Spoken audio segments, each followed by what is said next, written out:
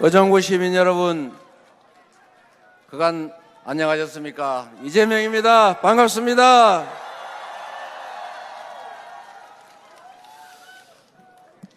요즘 많이 힘드시죠?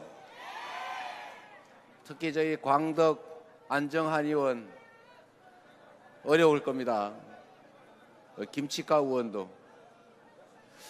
요즘 서민 경제가 완전히 무너져가지고 가게들도 영업이 안 된다고 하고 문을 닫고 다시 열지 못하는 곳들이 너무 많이 늘어나고 있어요. 그래서 우리 국민들께서 사는 게 너무 팍팍하다, 너무 힘들다, 좀 어떻게 살게 해달라, 이런 말씀을 너무 많이 하십니다.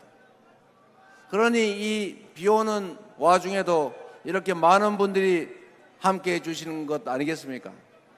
좀 더 나은 세상을 만들어 달라고, 경제를 회복시켜 달라고, 더 평화로운 나라를 만들어 달라고, 더 안전한 나라를 만들어 달라고. 맞습니까, 여러분? 이번 6월 3일은 지금까지의 이 암울함을 다 걷어내고 희망의 나라, 국민이 주권자로 존중받는 나라, 우리 국민이 위임한 국가 권력이, 우리가 낸 세금이 오로지 국민만을 위해서 제대로 쓰여지는 진짜 대한민국 만들어 달라는 것 아니겠습니까? 여러분이 하실 수 있겠죠? 자신 있습니까? 준비되셨죠? 6월 3일부터 희망의 나라로, 새로운 세상으로 함께 쭉 나가 봅시다, 여러분.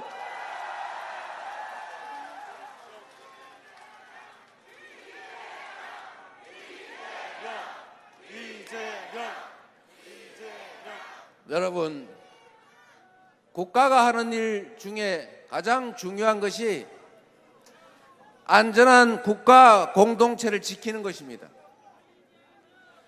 외부의 침략으로부터 또는 재난으로부터, 질병으로부터 국가 공동체를 지켜내는 것, 이게 첫째로 해야 될 일입니다. 바로 안보지요. 강력한 국방력으로, 그리고 튼튼한 외교로 국가의 안정과 공동체를 지켜내는 일, 이것처럼 중요한 게 어디 있겠습니까? 두 번째로 중요한 일이 우리 국가 구성원들이 법의 규칙 아래 서로 공평하게 안전하게 사는 것입니다. 근데 뭔 일이 이렇게 여기 뭐 싸우시는 거예요? 어? 이쪽에 좀 비켜주세요. 통행하시게. 네, 제가 안전하게 평화롭게 살 수 있게 하는 것이죠. 질서를 유지하는 것, 치안입니다. 그런데 우리는 그 다음이 또 중요하죠. 행복하게, 아주 적나라하게 말씀드리면 잘 먹고 잘 사는 것, 등 따시고 배부르게 편하게 행복하게 사는 것, 소위 민생, 국민의 더 나은 삶 아니겠습니까? 이 세 가지가 국가가 해야 될 일입니다. 그런데 제가 어제 어떤 보도를 보니까 또 안타까운 사연이 하나 나왔더군요. 살자고, 먹고 살자고 일하러 갔는데 되돌아오지 못하는 사람들이 너무 많습니다. 소위 일터에서 죽어가는 사람들, 산업재해 사망자, 전 세계에서 산업재해 피해가 제일 많은 나라가 대한민국 아닙니까? 국민의 행복지수가 가장 낮은 쪽에 속하는 나라예요. 10대 경제 강국이 됐다는데, 세계인이 배우고 싶은 문화 강국이 됐다는데, 5대 군사 강국이 됐다는데, 우리 국민들의 삶은 더 팍팍하고 일터로 나간 사람들이 돌아오지 못하고 있습니다. 지금 중대재해처벌법 가지고 폐지를 하라느니 악법이라느니 이런 얘기하는 분들 있던데, 일단은 이 중대재해처벌법은 여당 야당이 합의해서 만든 법입니다. 국민의힘이 같이 합의해서 사인해놓고 그걸 악법이라고 국민의힘 후보가 주장하면 되겠습니까? 1년에 1000명 가까운 사람들이 먹고 살자고 일터로 갔다가 되돌아오지 못하고 있어요. 살자고 하는 일이 죽자고 하는 일이 된 이 암울한 현실을 바꿔야 되는 것 아닙니까?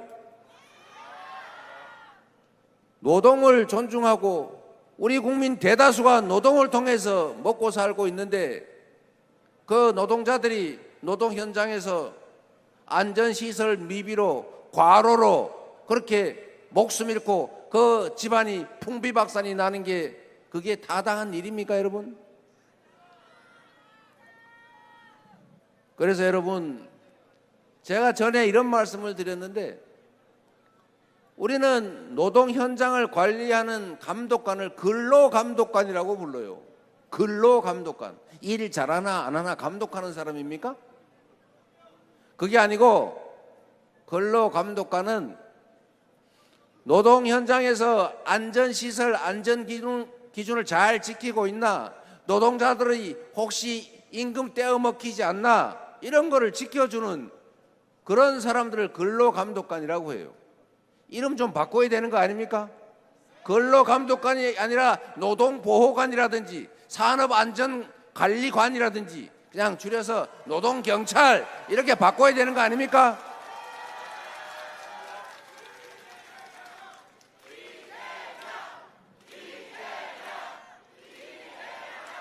우리 군대에서 원래 헌병이라고 하는 게 있었잖아요.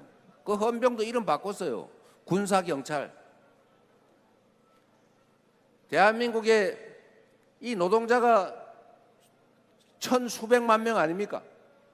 2천만 명이 넘겠죠. 그런데 이 노동 현장에 이 노동 조건 미비로 법이 정한 근로기준, 노동환경기준을 안 지켜가지고 무슨 안전사고로 추락해서 죽고 떨어져서 깔려 죽고 무슨 가스가 새가지고 질식해서 죽고 무슨 도로공사하다 무너져서 죽고 질병이 걸려서 죽고 이런 거 최소화해야 되는 것 아닙니까, 여러분?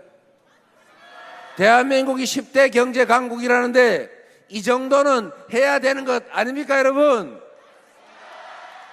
그런데 이 노동 현장을 관리, 감독하는 인력이 대충 3,000명을 넘지 못하고 있어요. 전에는 2,000명인가 그랬는데 그것도 문재인 정부에서 1,000명 늘려서 아마 3,000명쯤 될 겁니다. 이 3,000명 가지고는 체불임금 떼어먹힌, 임금 떼어먹힌 사람들 임금 받아주는 일도 하기 어려워요. 어느 공장이, 어느 산업 건설 현장에서 법이 정한 안전조치를 다 하고 있느냐, 안전대 갖추고 있냐, 추락방지망 설치했냐, 감독관은 제대로 배치되어 있냐, 이거를 관리를 해야 될 것 아닙니까? 이걸 관리를 안 하니 전부 다 위반하고 있잖아요. 법이 정한 규칙을 다 지키면 물론 돈이 많이 들죠.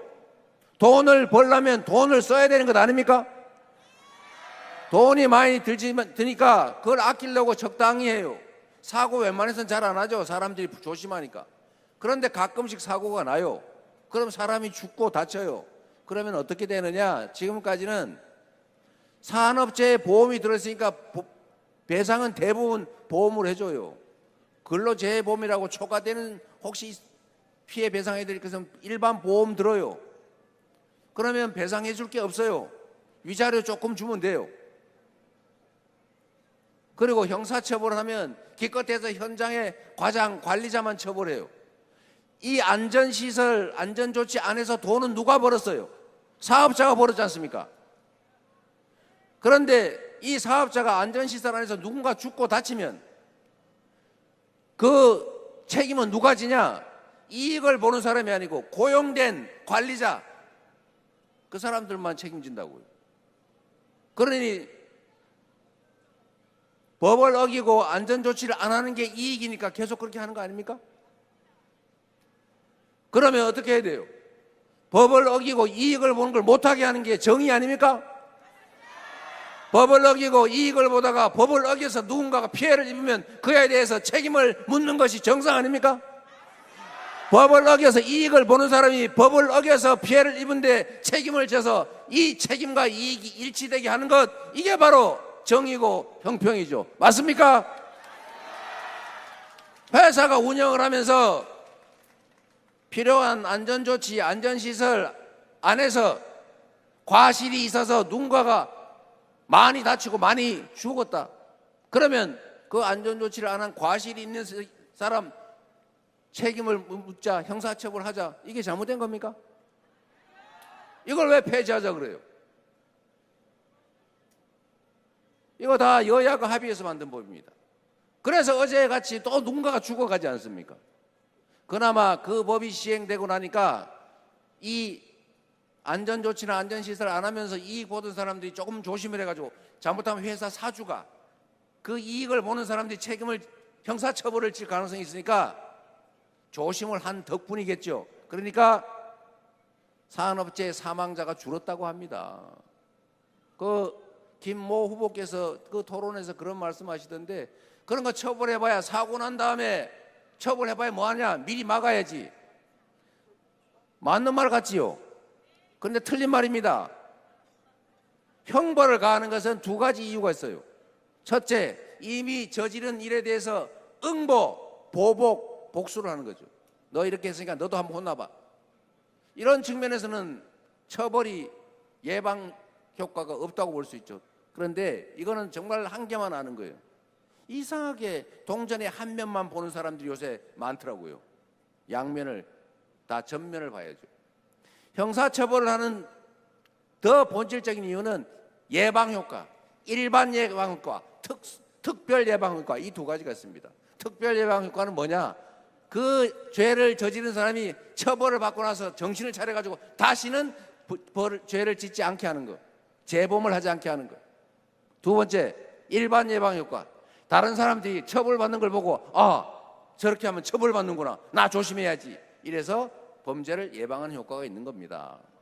그래서 중대재해처벌법 위반으로 처벌을 하게 되면 이미 지난 일에 대해서 복수만 하고 끝나는 게 아니고, 그걸 보고 사업자들이, 근로자를 고용해서 일을 시키는 사람들이, 아, 잘못하면 나도 처벌을 받는구나, 돈 버는 것도 중요하지만 근로자들의 안전을 지키는 게 법률상 의무니까 잘 지켜야 되겠다, 이렇게 마음먹게 하는 바람에 몇 년 동안 시행해 보니까 안전사고로 인한 사망자가 많이 줄었다. 당연한 말 아닙니까, 여러분? 이거 폐지해야 됩니까? 아니, 이런 상식적인 얘기를 가지고 사장들, 사업자들 몇 사람이 좀 폐지하면 자기들 편할 것 같으니까 폐지해 달란다고 그쪽 편 들으면 되겠어요? 그리고 일부 언론들도 똑같아요. 그거를 국민의 입장에서, 다수의 입장에서 냉정하게 중립적으로 해야지. 이거 해가지고 사업 망한다고, 이거 해가지고 사업 못한다고 이렇게 선동하면 되겠습니까? 물론 이거를 뭐 5인 미만까지 언제까지 확장 적용할 거냐, 이런 거는 계속 미뤄지고 있잖아요. 준비하라고 유예기간을 주고 있지 않습니까? 상식적인 나라를 만들어야 되겠죠. 최대 다수가 최대로 행복한 나라를 만들어야 되지 않겠습니까? 특정 소수만 혜택 보는 이상한 나라, 이제 그런 거 그만해야 됩니다. 과거에는 그게 진리였던 시대가 있어요. 우리가 가진 자본도 기회도 부족하니까 많은 사람이 다 골고루 나누면 다 흩어져 없어지잖아요. 물은 한 수대밖에 없는데 물 줄 때가 많으면 그걸 골고루 뿌려버리면 물 주는 효과가 없으니까 어쩔 수 없이 꼭 필요한데, 급한데 여기만 몰아서 물을 줘서 거기라도 키워야 되는 것 아닙니까? 그래서 우리가 산업화 시대에 수도권에 몰빵하고 특정 기업에 집중 지원해서 소위 낙수 효과로 어느 한쪽이 발전하면 그 혜택을 옆에서 누리면서 지금까지 우리가 압축적으로 신속하게 성장해 왔어요. 그건 나쁜 게 아니죠. 어쩔 수 없었어요.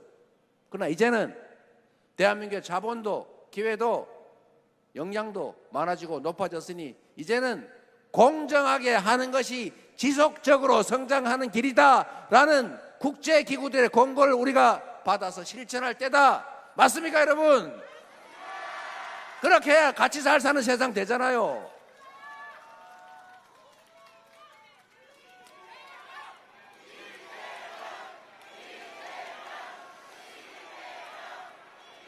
힘있고 많이 가진 특정 소수 그들의 이익을 위해서 압도적 다수가 희생당하는 그런 비정상적인 사회, 이제 좀 벗어나야 합니다.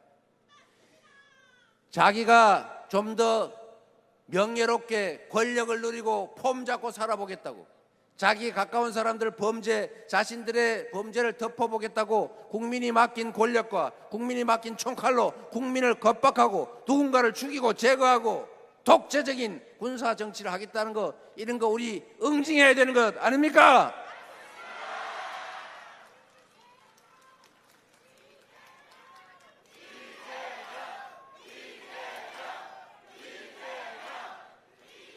(6월 3일이) 진정한 민주공화국, 국민이 주권자로 존중받는 진짜 대한민국, 모두가 꿈을 가지고 행복한 삶을 설계할 수 있는 새로운 나라로 출발하는 바로 그 첫날이 될 것이다. 맞습니까? 해주시겠죠? 다 여러분들 손에 달린 겁니다. 여러분이 이 역사의, 이 변화의 주체입니다. 여러분을 믿습니다.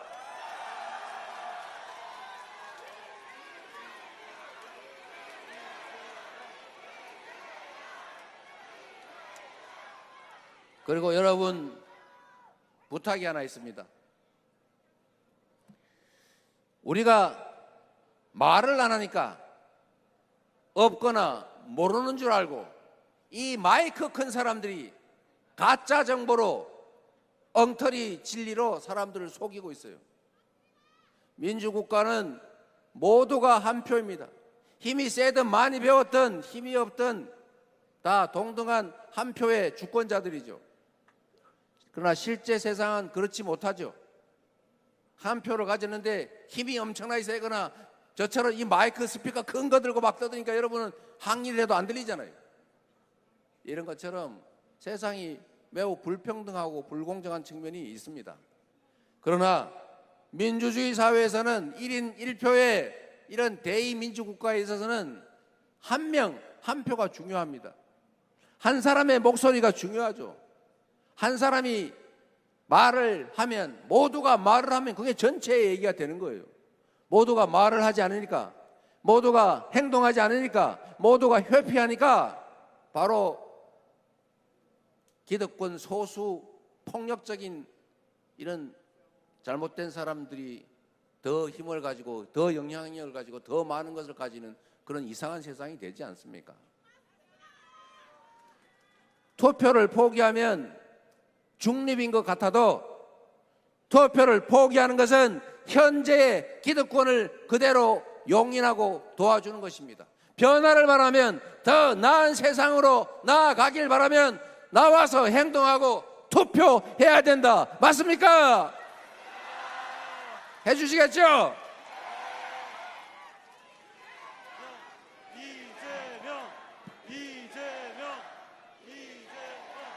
그래서 이번 6월 3일은 압도적인 승리의 날이라고 하면 안 됩니다.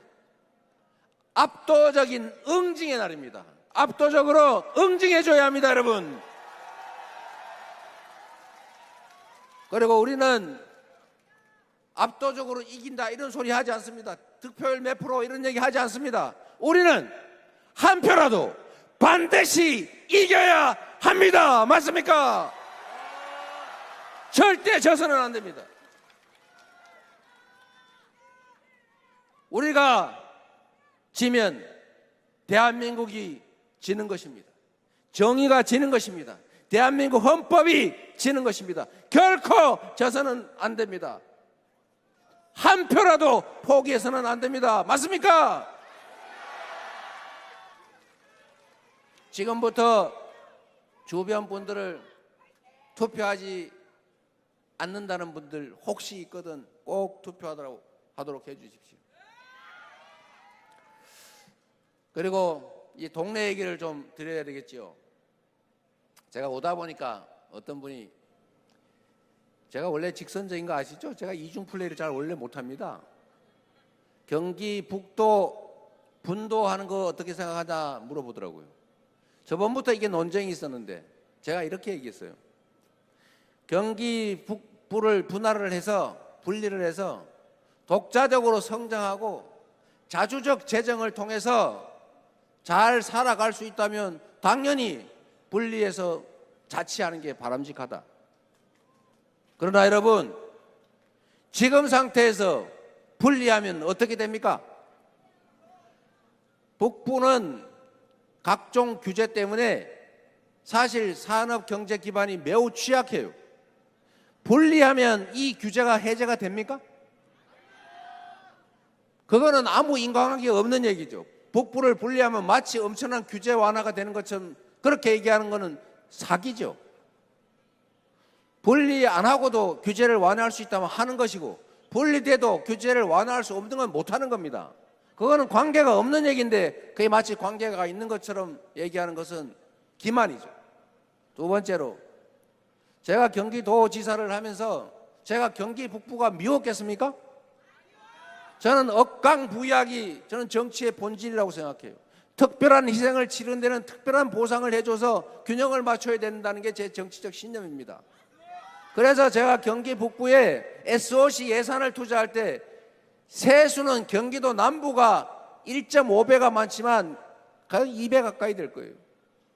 SOC 투자는 북부가 1.5배가 가까이 많았던 건 여러분도 아시지 않습니까? 미뤄져 있던 각종 투자를 훨씬 더 북부에 많이 했죠. 인구도 적지만. 그렇게 해서 균형을 맞추고 산업 기업들을 유치해서 좀 안정적 기반이 만들어지면 그때 가서 분리를 얘기하지. 지금 상태로 분리하면 각 북부 지역의 부족한 세수 재정이 북부 전체로 따지면 8천억이 넘고 연간 시군을 합치면 3,800억인가 3천 몇백억이 줄어든대요. 그러면 1조 몇천억씩 이 북부 예산이 줄어드는데 그러면 북부가 더 발전합니까? 북부를 분할하는 것에 따라서 모르죠. 의정부에는 북부청사 하나 더 지을지는. 이미 북부청이 있지 않습니까?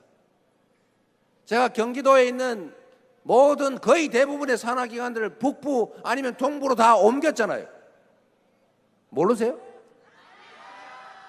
수원에 있는 그 노조원들이 막 항의하고 그러길래 제가 그랬어요. 통근버스 만들어 달라 그러길래 제가 뭐라고 했냐. 정말 당신들에게는 잔인하고 미안한 얘기인데 통근버스 못 해주겠다. 북부로 옮기는 거는 북부에 일자리도 만들고 북부가 좀 먹고 살자고 하는 일인데 여기서 통근버스 타고 왔다 갔다 해버리면 그거 뭐하러 옮기냐 그거를. 미안하지만 이사 가라. 이사 가면 비용을 지원해 주더라도 이사를 가라. 못 다닌다. 억울하지 않냐. 우리가 남쪽에서 취직했는데 북쪽으로 가면 그거 왔다 갔다 하는 피곤하고 힘들지 않습니까? 일리 있는 말이다. 당신 입장에서는 그렇게 얘기할 수 있다. 그러나 도지사인 내 입장에서는 취직도 못 해가지고 실업자 엄청 많은데 당신들이 그만둔다 해도 북부에서 취직하면 더 낫지 않냐. 미안하지만 제가 이 잔인하지만 그렇게 얘기했어요. 그래서 통근버스 미안하지만 못 해주겠다. 그 후에 어떻게 된지 모르겠습니다만 이렇게 하는 게 진짜 길이지요. 북부에 새로운 살 길을 찾아야지. 북부가 분리되면 좋은 게 하나 있어요. 공무원들 일자리 늘어납니다. 승진 막 할 수 있어요. 정치인 자리 생겨요. 도지사 자리가 2개 생기잖아요. 부지사 2배로 늘어나잖아요. 그런 점은 있습니다만 경기도 도민들 입장에서는 이게 지금 당장은 매우 더 어려워진다. 그거 왜 합니까? 지금 그리고 전 세계가 지금 광 역할을 하고 있어요. 부울경, 부산, 울산, 경남 합치자고 메가시티 만들고 있잖아요. 대구, 경북 합치자고 하고 있잖아요. 충남, 충북, 대전, 세종 지금 메가시티 만들려고 하고 있잖아요. 전남, 광주 합치려고 하잖아요. 전 세계가 대한민국 이러고 있는데 경기도를 왜 지금 상태로 특별한 이익도 없이 분리를 합니까? 이러면 이제 제 표 떨어질 거 알아요. 여러분 중에 우리 의정부한테 불리하구나, 떨어뜨려야지 이래 생각하는 사람 있을 거 제가 압니다. 그렇다고 이걸 피해서 별로 그리 바람직하지 않는 걸 지금 당장 할 수는 없어요. 미워하더라도 어쩔 수 없다 말씀을 드립니다.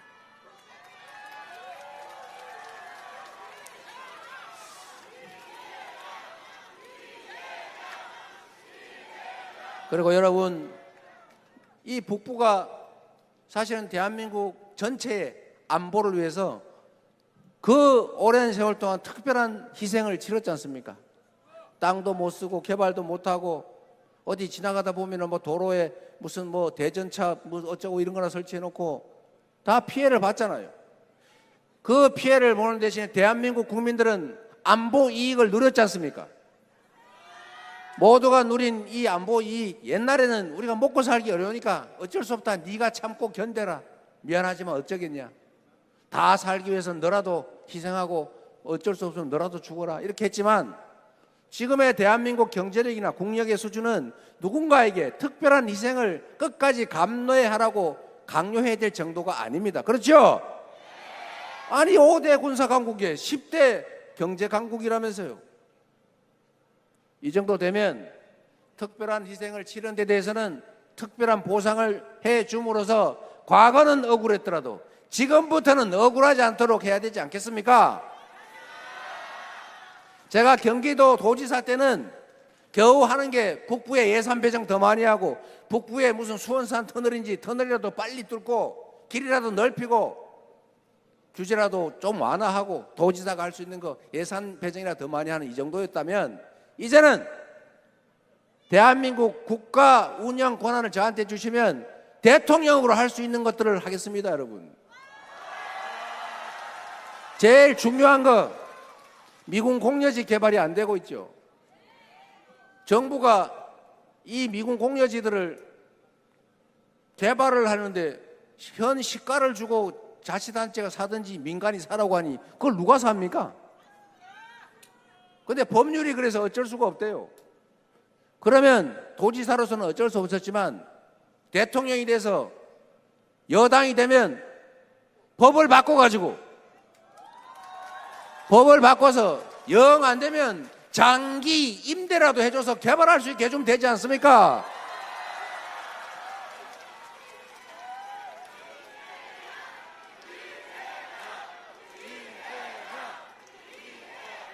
제가 전에 동두천인가 어디에 갔더니 무슨 매년 수재가 난대요. 왜 그러냐고 그랬더니 하천 폭이 좁고 굴곡이 져서 그렇대요. 그럼 하천 폭을 넓히면 되지 않냐 그랬더니 미군기지 때문이래요. 그래요? 근데 들어보니까 미군기지를 이미 반환을 받았대요. 그러면 그 반환 받은 데다가 그 넓히면 되지 않냐 이랬더니 아니 나머지 부분이 아직 반환이 안 돼서 행정 절차가 끝나지 않아서 반환을 못 받아서 공사를 못해서 매년 수해가 난대요. 그래서 제가 대통령한테 그랬습니다. 아니 이거를 반환 받은 부분만 미군하고 얘기해가지고 그 부분만 공사 먼저 하면 되지 그걸 왜 다 반환 받을 때까지 미룹니까? 이래서 제가 2년 만에 싹 일부 반환 받아서 하천 넓혀서 수재 없앴어요. 어려운 일이 아니잖아요. 세심하게 국가가 가진 권력, 권한을 제대로 활용해야죠. 그리고 대한민국 전체를 위해서 특별한 희생을 치른 이 경기 북부 지역은 제가 천국을 만들어 주겠다고 말은 못하지만 지금까지 얼마나 억울했겠냐. 특별한 희생에는 특별한 보상이 필요하다. 정의롭고 형평성 있는 사회를 만들어야 희망이 생긴다. 그래서 대통령으로 할 수 있는 권한을 최대한 행사해서 북부의 이 억울함을 최대한 풀어드리도록 하겠습니다.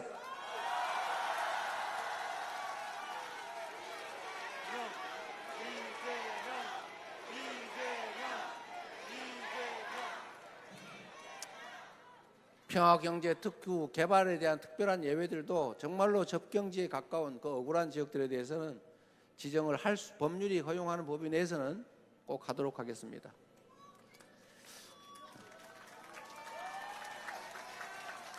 그리고 마지막으로 제가 여러분이 사실은 눈 부릅뜨고 꼭 해줘야 될 일과 관계가 있어서 그렇습니다. 이 민주주의는 주권자들의 판단이 중요합니다. 주권자들이 잘 판단하고 주권을 대신 행사할 선출직 공무원들을 잘 뽑아야죠. 잘 뽑으려면 잘 알아야 됩니다. 잘 알아야 되는데 정보가 부족해요. 그 정보를 제공하는 데가 바로 언론이라고 합니다. 그런데 일부 언론들이 왜 그런지는 대충 짐작이 됩니다만 정보가 정확하게 전달이 되지가 않아요.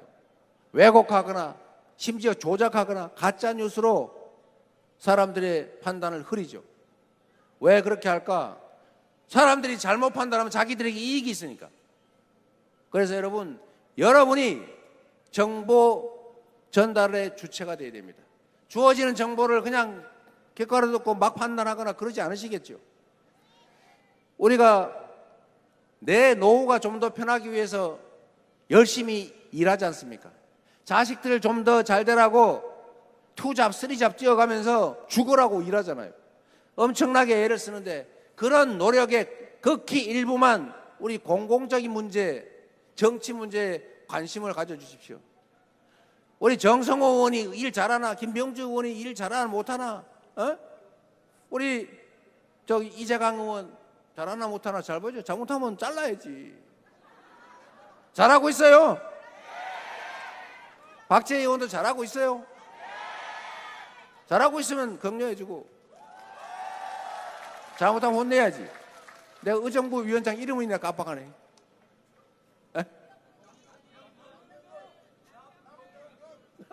미안합니다. 남명근.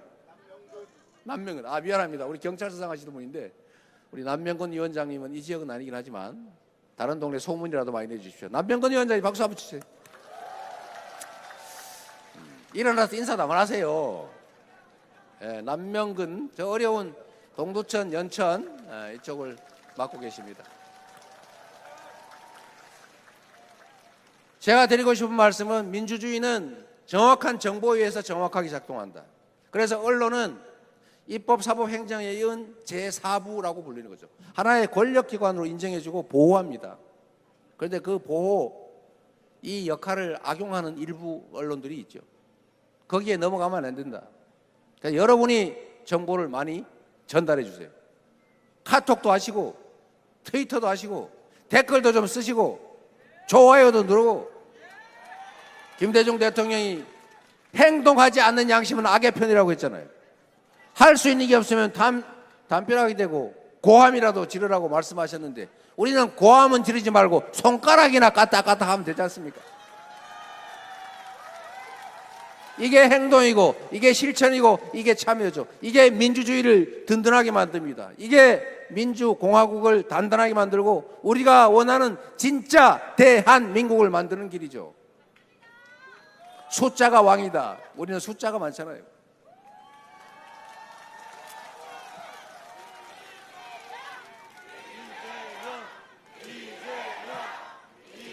제가 경기 북부에 오니까 그 생각이 좀 났습니다.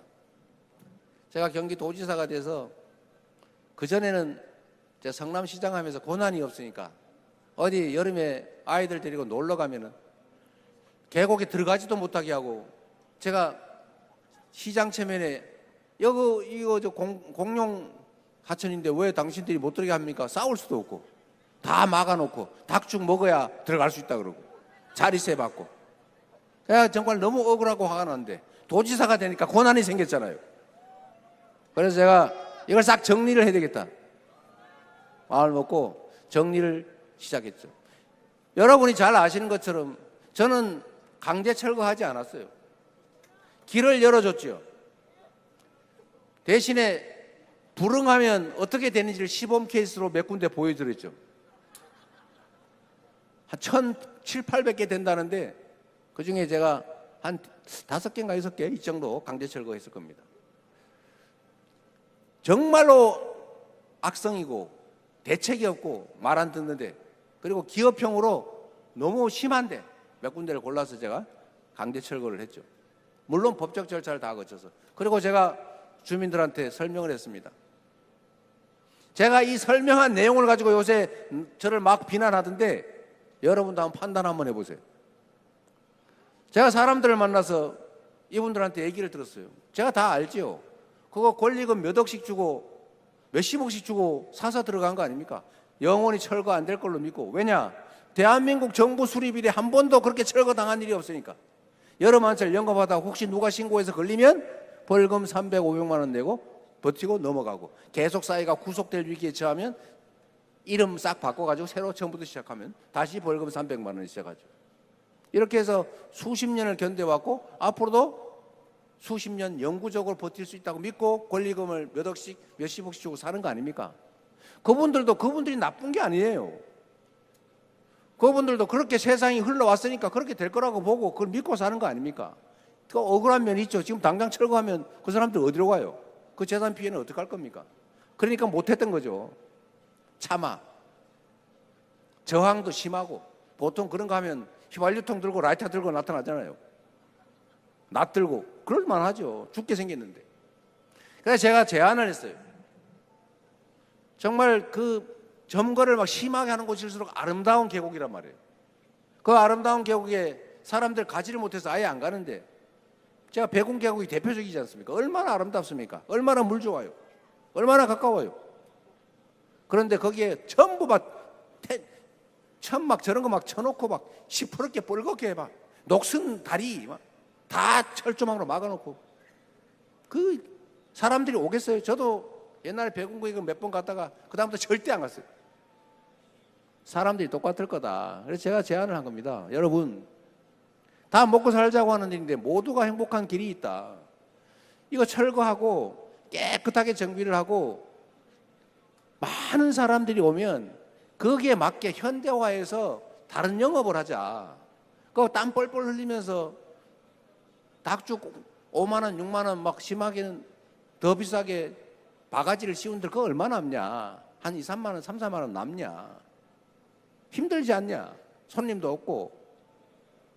그러니까 우리가 싹 다 정비를 하고 깨끗하게 만들어서 공공시설도 다 갖춰주고 주차장도 만들어주고 화장실도 만들어주고 산책로도 만들어주고 하천도 싹 정비하고 파라솔도 다 설치하고 벤치 설치하고 농산물 팔 수 있는 곳도 만들어서 온 동네 사람들 오게 하고 봄, 여름, 가을, 겨울 때 맞춰서 뭐 그림 대회라든지 이런 것도 하고 여름에는 메기 잡기 대회 이런 거 재밌지 않냐? 버들치 잡기 대회 이런 거 해라. 우리가 그 예산 축제 예산 다 내주겠다. 그 동네 청소해야 되지 않냐? 당신들이 하지 말고 일자리 사업으로 동네 사람 고용해서 청소하는 예산 다 지원해 주겠다. 그리고 혹시 돈이 없으면 철거하면 돈이 없으면 돈도 경기 신용보증 이런 거 다 동원하고 은행에 지원해서 다 돈도 빌려주겠다. 그러니까 바꿔서 휴게 음식점 같은 거 해가지고 그 커피 원가 그 120원이라던데 그거 한 8,000원 만 원 받고 팔고 그러면 손님 많이 오면 그게 더 낫지 않냐? 그렇게 바꿔라 라고 제가 얘기했어요. 틀린 말 했습니까? 그래서 사람들이 거기에 동의를 했어요. 처음에는 안 믿더라고요. 이거 뭐 되겠어요. 제가 다른 나라 예도 보여줬어요. 이렇게 깨끗하게 스위스, 오스트리아 이런 데 봐라. 이 깨끗한 계곡에 이렇게 하는 사람들 많이 오지 않냐. 그 다른 동네도 봐라. 성남시 내가 조그마한 골목들, 성남시는 제가 미리 했으니까요. 여기도 사람들 좋아하지 않냐. 더 많이 오고 손님 많이 오고. 그리고 동네에 아예 전문 관리관 한 명씩 고용해가지고 계곡 관리사를 아예 두겠다. 내가 매니저를 두겠다. 계곡 매니저를. 그래서 당신들은 업종만 바꿔서 영업만 해라. 그래서 이분들이 설득을 그 동의를 해가지고 다 자진 철거했어요. 제가 옵션을 줬죠. 말을 동의를 하면 내가 말한 대로 하고 돈도 다 비용도 빌려주고 지원도 해주고 축제 예산, 매니저 예산, 청소 예산 이거 다 지원해준다. 불응하면 강제 철거에 비용 부담에 처벌에다가 지원도 안 해준다. 그리고 쫓겨난다. 둘 중에 선택하세요. 해서 결국은 다 스스로 철거했어요. 그리고 그때 그 해에 제가 항소심에서 선거법 위반이라고, 참 그것도 내 기가 막혀서, 당신이 이렇게 말한 건 아니지만 다른 사람이 이렇게 들리니까 이렇게 들리는 게 허위다. 너는 배라고 말했지만 다른 사람이 오이라고 들었으니까 너는 오이라고 거짓말한 거다. 이런 판결을 내가 받았어요. 그래서 그때 어느 계곡에서 이재명 도지사 돌려주세요 라는 현수막을 붙였다길래 봤더니 백운 계곡 상인들이 그러고 있더라고요. 정치는, 행정은 이렇게 하는 거죠. 그래서 누구도 불만 없이, 물론 그중에 불만 있는 사람이 있겠지요.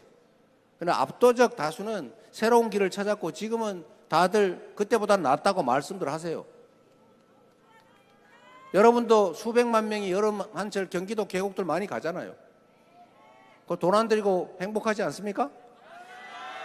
그분들도 사람들 많이 오니까 업종 바꿔가지고 영업 잘하고 있잖아요. 가면 커피집 많이 생겼죠. 이게 우리가 할 일이죠.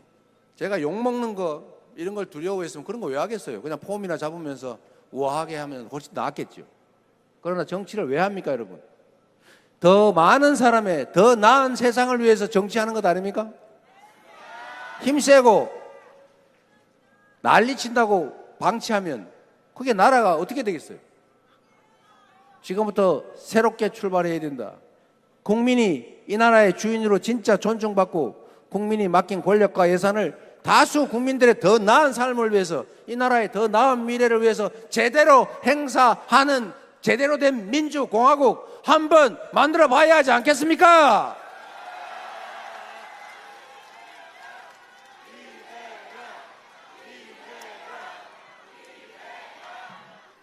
감사합니다, 여러분. 제가 이 얘기를 시작한 이유는 이렇게 말을 했는데 여당의 주요 인사가 이재명이가 커피 120원짜리인데 8,000원에 판다고 한다고 말하더라. 자영업자들을 폄훼한 거다. 이렇게 얘기하고 지금 신났다고 이재명이가 자영업자 폄훼했다 그러고 열심히 떠들고 있어요. 이런 거를 용인하면 되겠습니까? 이렇게 정치를 하면 되겠어요? 대한민국은 토론이 사라진 나라입니다. 대화가 사라졌어요. 제가 여의도에 가가지고 그 여당의 주요 인사한테 형님 밥이나 함께 합시다. 그럼 전화하면 전화를 안 받아요. 이게 무슨 정치입니까 이게? 그리고 맨날 진짜 감정을 가지고 싸워요. 공인들이 공적인 일을 하는데 왜 감정을 갖습니까? 자기 개인적 이해관계나 자기하고 뭔 걸려 있으니까 그런 거 아닙니까? 공인들이 감정을 가지고 싸우고 그 공적인 결정에 자기의 개인적 이해관계를 연결시키면 됩니까? 안 됩니까? 그게 연결이 돼 있지 않다면 공적인 일이 어떻게 의사결정이 된다고 그렇게 화내고 감정 가지고 누구 죽일라 그러고 그럴 필요 없는 거 아니에요? 이상해서 그런 거죠. 맞습니까? 대화를 해야 돼요. 그리고 적정하게 타협해야죠. 제가 경기도 제 돈은 아니고 경기도에서 그거 아마 계곡 정비하는데 그냥 공짜로 한 거 아닙니다. 이렇게 저렇게 지원하는 거 아마 1,800억인가 그 정도 들었어요. 경기도 예산에 몇 년간. 그래서 적정히 타협한 겁니다. 그냥 생으로 철거하면 그 사람들이 가만히 있겠어요. 충분히 보상하고 지원하고 하니까 받아들이는 거죠. 대화를 해야 되는데 이 대화와 타협의 대전제는 왜곡하지 않는 겁니다. 얘 둘이서 부부간이든 친구간이든 대화를 하는데 너 이렇게 말했지 라고 해서 하지도 않은 말을 조작해가지고 다른 나쁜 말 한 것처럼 만들면 그게 대화가 됩니까? 싸우자는 거죠. 그거는. 이게 어떻게 거대 공당이 거짓말을 밥 먹듯이 합니까? 오죽하면 민주당이 국민의힘의 거짓말 시리즈가 지금 100회를 넘었어요. 하는 말마다 거짓말이에요. 그래서 제가 시켰어요. 거짓말에 고유번호를 붙여줘라. 그래서 1번 거짓말, 지금 한 110번, 20번 가고 있을 거예요. 111번 거짓말. 정치에서는 대화를 해야 돼요. 대화를 하려면 객관적으로 얘기를 해야 되고, 특히 상대의 말을 왜곡하거나 조작해서 하면 그거는 선전포고죠. 그 대화가 아니지 않습니까? 여러분이 잘 가려봐 주시기 바랍니다. 제가 의정부에 오랜만에 오다 보니까 우리 여러분들 할 말이 많아가지고 말이 엄청 길어졌어요. 이게 또 캠프에서 나한테 막 잔소리 할 거예요. 10분만 하라는데 왜 그리 말이 많냐? 근데 여러분들은 이재명 후보 10분 얘기 듣고 집에 가면 섭섭하지 않겠어요? 그래서 제가 이 말하다 보면 또 꼬투리 잡아. 이 정성호 의원이 자주 저한테 그래. 말 좀 그만해라. 꼬투리 잡히지 않냐? 그 써놓은 것만 읽어라. 제가 써놓은 거 안 읽잖아요. 그래서 맨날 이렇게 줘요. 써놓은 거 읽으라고. 읽으면 재미없잖아요. 저도 그냥 읽어버리고 가버리면 좋은데 저는 그게 합당한 정치인의 태도가 아니라고 봐서 그럽니다. 제가 여러분의 표정도 보고 반응도 보고 그렇게 얘기해야 진짜 소통이 되잖아요. 약간 실수하더라도 여러분이 커버해 주시기 바랍니다. 그리고 우리 의정부에서 고생하시는 우리 남명근 우리 위원장님 이름 기억 못해 죄송합니다. 제가 자주 그래요. 좀 다 한번 올라오세요. 우리 5분. 여기까지 오셨는데 우리 김병주 남양주 위원장은 이 경기 북부를 담당했대요. 이 사성장군 출신인데 우리 이 어려운 지역에 관심이 워낙 많으세요. 거의 다 대부분 여기서 근무를 했다고 합니다. 그래서 이 네 분하고 우리가 함께 손 한번 들고 인사드리겠습니다. 여러분 힘을 냅시다. 정말로 새로운 세상 만들어야죠. 자식들에게도 희망 있는 세상을 물려줘야 할 것 아닙니까? 그게 이번 6월 3일에 달려 있습니다. 이기는 게 중요하다. 압도적으로 이기는 거 그런 얘기 앞으로 절대 하지 마십시오. 한 표라도 반드시 이겨야 한다. 압도적으로 응징해야 된다. 맞습니까? 그렇기 때문에 그러므로 지금은 이재명입니다.